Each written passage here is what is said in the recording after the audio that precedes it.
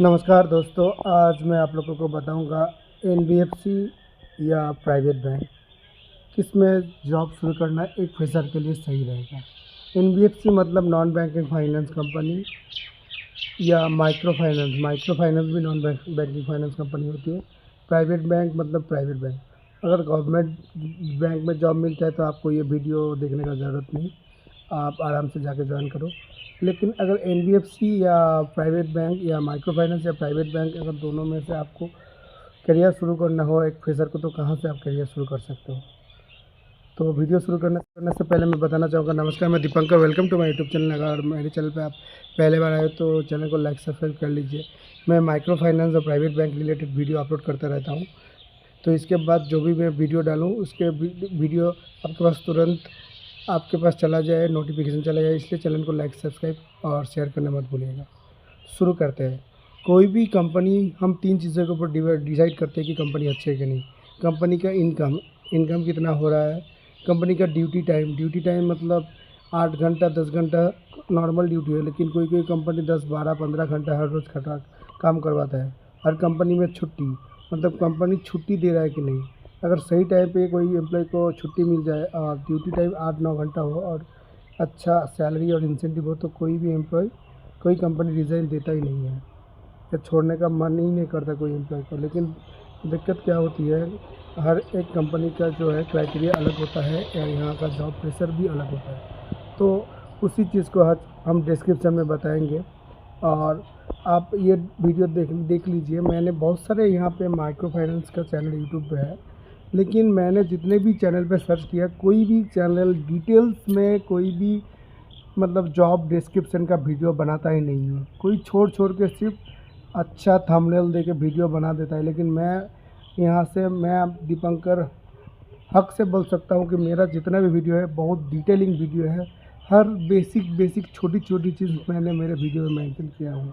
मेरा वीडियो हालांकि उतना चमकदार नहीं है, उतना एडिटिंग नहीं है, क्योंकि मैं खुद एक माइक्रो फाइनेंस का स्टाफ हूँ, तो मेरे को इतना टाइम नहीं मिलता है उतना एडिटिंग करके उतना अच्छा थंबनेल बना लें।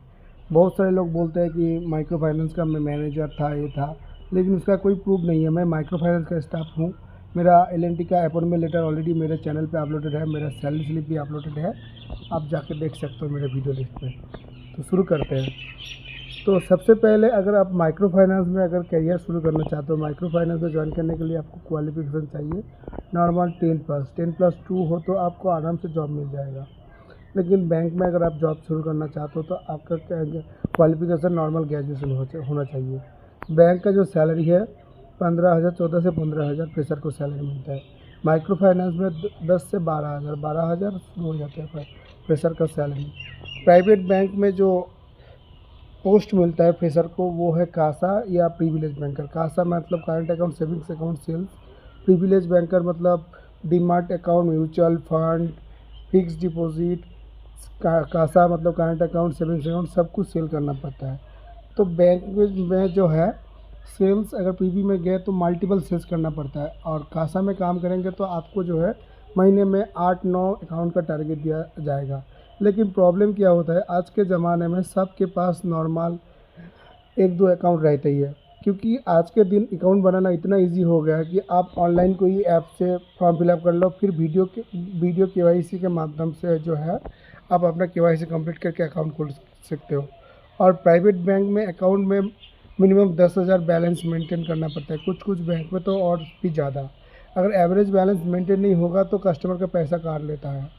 तो इसलिए कासा में थोड़ा इंसेंटिव ज़्यादा रहता है प्राइवेट बैंक में। दूसरे प्रिविलेज बैंकर में उतना कोई इंसेंटिव नहीं है, लेकिन कासा में इंसेंटिव ज़्यादा होने के कारण भी कासा का जो है टारगेट उतना जल्दी कंप्लीट ही नहीं होता है, मतलब होता ही नहीं है। तो इसलिए कासा में हर बैंक में देखिएगा ऑलमोस्ट सारे ईयर मतलब पूरे साल में वैकेंसी निकलता ही रहता है। हर प्राइवेट बैंक में जब भी आप कोई भी प्राइवेट बैंक में जाओगे तो आपको सबसे पहले फ्रेशर को कासा में ही प्रेफर करेगा, क्योंकि कासा का वैकेंसी निकलता रहता है। हाँ, 1-2 एक्सेप्शनल केस होता है। देखिए 100 एम्प्लॉय में 1-2 एक्सेप्शनल ऐसा एम्प्लॉय होता है जो है 2-2.5 साल टिक जाता है। लेकिन कासा में काम करने का एक फ़ायदा है, कासा में अगर सही से काम कर पाओगे तो आपका प्रमोशन अच्छा खासा होगा। खासा से अगर आपको प्रमोशन मिलेगा तो आप पर्सनल लोन में भी जा सकते हो, बिज़नेस लोन पे भी जा सकते हो, होम लोन पे भी जा सकते हो, किसी लोन पे भी आपका प्रमोशन हो सकता है। तो कासा में 2 ढाई साल काम करने के बाद अगर आपका प्रमोशन दूसरे ग्रेड में हो गया तो फिर आपका कोई दिक्कत नहीं। अभी माइक्रो फाइनेंस का थोड़ा जॉब डिस्क्रिप्शन बता लेते हैं।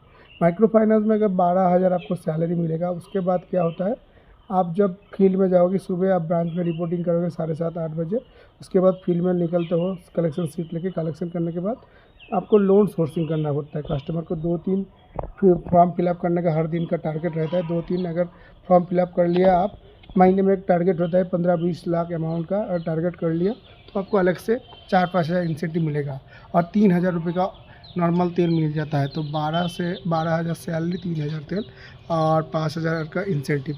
तो 20,000 तक अगर आप माइक्रो फाइनेंस में काम करेंगे तो मिल जाएगा। लेकिन प्राइवेट बैंक में जो है 15,000 ही मिलेगा।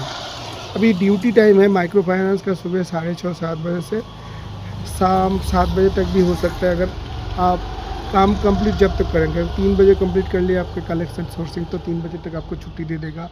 अगर आपका रात शाम में 7-8 भी बज सकता है।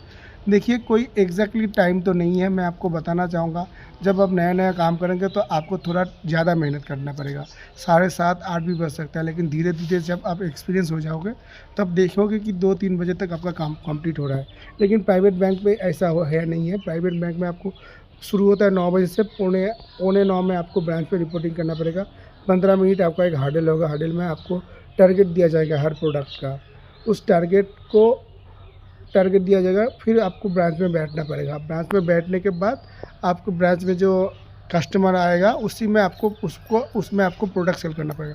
बैंक में थोड़ा दिक्कत क्या है, मल्टीपल प्रोडक्ट सेल करना होता है तो थोड़ा दिक्कत है। और माइक्रो फाइनेंस में क्या है, जब आप जहाँ पे कलेक्शन करना जाओगे वहीं से आपको नया नया कस्टमर मिल जाएगा। तो माइक्रो फाइनेंस का प्रोडक्ट एक होने के कारण माइक्रो फाइनेंस में टारगेट करना थोड़ा इजी है। लेकिन बैंक में भी हो जाएगा। ऐसा नहीं कि बैंक में नहीं होता है, लेकिन थोड़ा ज़्यादा प्रेशर होगा। ड्यूटी टाइम बैंक में सुबह 8:30-9 बजे से शुरू होकर 6:30 या 7 बजे तक ख़त्म हो जाता है। माइक्रो फाइनेंस का ड्यूटी टाइम थोड़ा लंबा है। सुबह 7:30 बजे से लेकर 7 बजे तक, शाम 7 बजे भी हो सकता है। 12-13 घंटा माइक्रो फाइनेंस का ड्यूटी है। बैंक का ड्यूटी टाइम कम है, लेकिन माइक्रो फाइनेंस में जो है कमाई थोड़ा ज़्यादा है। बैंक में वही 15,000 में ही रहना पड़ेगा। बैंक का छुट्टी आपको बहुत ज़्यादा मिलेगा। महीने में 6 छुट्टी आपका मैंडेटरी है। उसके बाद गवर्नमेंट हॉलीडे अलग से। माइक्रो फाइनेंस का महीने में 4 छुट्टी मिलती है। उसके बाद गवर्नमेंट हॉलीडे हर गवर्नमेंट हॉलीडे में छुट्टी भी नहीं मिलता है।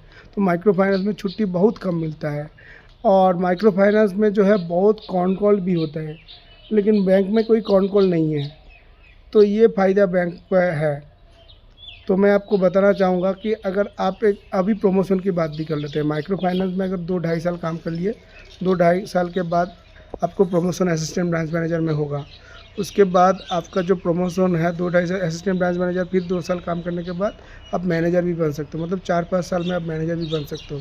जब आप मैनेजर बन जाओगे तो आपका कोई अलग से टारगेट नहीं होगा। मैनेजर जब आप बन जाओगे आपको एक टारगेट दिया जाएगा इस ब्रांच का।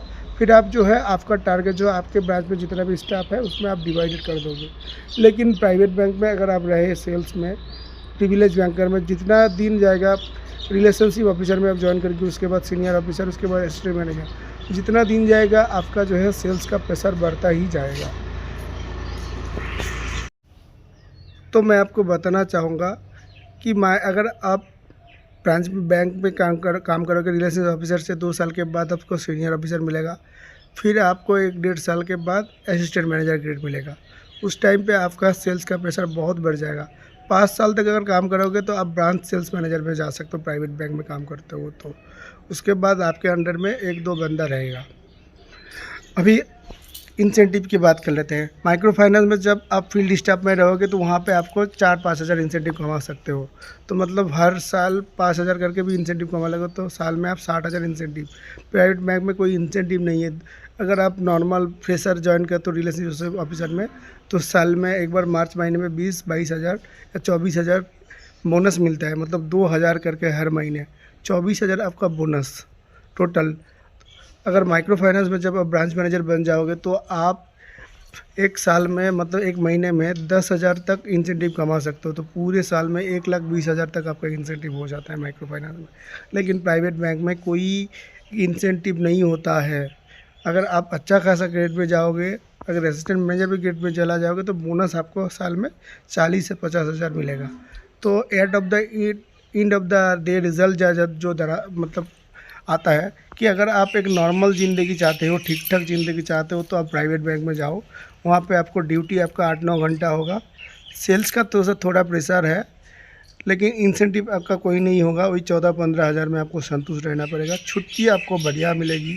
प्रोडक्ट आपको बहुत सारा सेल करना पड़ेगा और प्रमोशन भी आपको मिलेगा। प्रमोशन के टाइम धीरे धीरे आपका सैलरी बढ़ता जाएगा। लेकिन माइक्रो फाइनेंस में अगर आप सही से काम किए, आपको जो है आप असिस्टेंट ब्रांच मैनेजर बन सकते हो, ब्रांच मैनेजर बन सकते हो। वहाँ पे आप इंसेंटिव अच्छा खासा कमा सकते हो। तो माइक्रो फाइनेंस में जो है थोड़ा कमाई ज़्यादा है, क्योंकि माइक्रो फाइनेंस में बहुत सारा इंसेंटिव होता है, लेकिन प्राइवेट बैंक में ऐसा नहीं है। तो मेरे लिए तो दोनों ही अच्छा है। अभी आप खुद डिसाइड करो कि आपको क्या चाहिए। अगर आप चाहते हो कि ऐसा वीडियो मैं आपके लिए बनाता रहूँ, तो चैनल को लाइक, सब्सक्राइब और शेयर करने मत भूलिएगा। धन्यवाद।